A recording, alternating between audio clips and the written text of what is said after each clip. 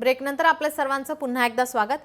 काँग्रेसचे नेते विजय वडेट्टीवार यांच्या अडचणी वाढण्याची शक्यता आहे। नरेंद्राचार्यजी महाराज यांच्याविषयी वडेट्टीवारांनी अपमानास्पद वक्तव्य केल्याने तक्रार दाखल करण्यात आली आहे। मुंबई उपनगर जिल्हाधिकारी कार्यालयात नरेंद्राचार्य महाराज यांचे अनुयायी आणि मंत्री मंगलप्रभात लोढा यांनी तक्रार दाखल केली आहे। दरम्यान नरेंद्र महाराजांच्या अनुयायांकडून वडेट्टीवारांविरोधात राज्यभर तीव्र निदर्शने करत जोडे मारो आंदोलन करण्यात आले। आपण हे दृश्य पाहतोय। मुंबई, पुणे, नाशिक, छत्रपती संभाजीनगर, जळगाव आणि बुलढाण्यामध्ये या ठिकाणी तीव्र निदर्शने करण्यात आली, आंदोलन करण्यात आले।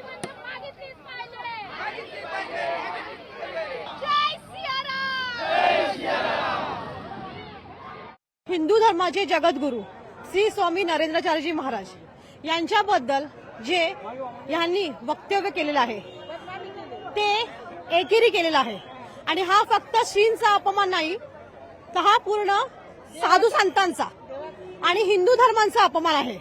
जगद्गुरू श्रींचे जे कार्य आहे त्याची माहिती न घेता त्यांनी हे जे वक्तव्य केले आहे ते निषेधार्थ आहे आणि त्यासाठी आम्ही सर्व त्यांचे अनुयायी इथे येऊन जाहीर निषेध करत आहोत।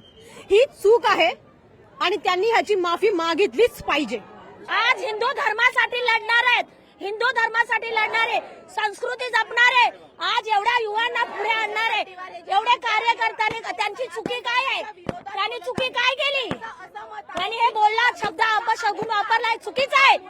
आजच्या आज त्यांनी माफी मागितली पाहिजे। राज्याचे माजी विरोधी पक्ष नेते आणि विधानसभेतील आमदार विजय वडेट्टीवार यांनी जे काही हिंदू धर्माबद्दल किंवा साधू संतांबद्दल होणाऱ्या मतांवरनं जी काही प्रतिक्रिया काल व्यक्त केली, मी प्रथमतः संपूर्ण काँग्रेस पक्ष आणि वैयक्तिक वडेट्टीवार या व्यक्तींचा मी जाहीररित्या निषेध करतो। आणि आजच आमच्या या ठिकाणी असणाऱ्या नरेंद्र स्वामींच्या सर्व साधक मंडळींनी आमच्या अहिल्यानगर जिल्ह्यामध्ये, अहिल्यानगर शहरामध्ये विशेषतः आज या घटनेचा निषेध नोंदवलेला आहे। मी त्याने भेटणार आहे, त्याने बोलणार आहे, त्याने सांगणार आहे की तुम्ही माफी मागा। 7 दिवसाच्या आत त्याने माफी मागली नाही तर त्यानंतर काय होईल त्याने कल्पना नाही आहे त्यांची की हा आचार्य नरेंद्राचार्य महाराज साहेब किती मोठे आहे। त्याने पूर्ण देशामध्ये विदेशामध्ये धर्मासाठी, हिंदू धर्मासाठी जे काही केले, त्यांचे NGO वर्क, त्यांचे लोकांसाठी जे काम केले ते अतुलनीय आहे आणि त्यांच्याबद्दल असा शब्द कोणी माफ करणार नाही। त्याने लगेच माफी मागितली पाहिजे।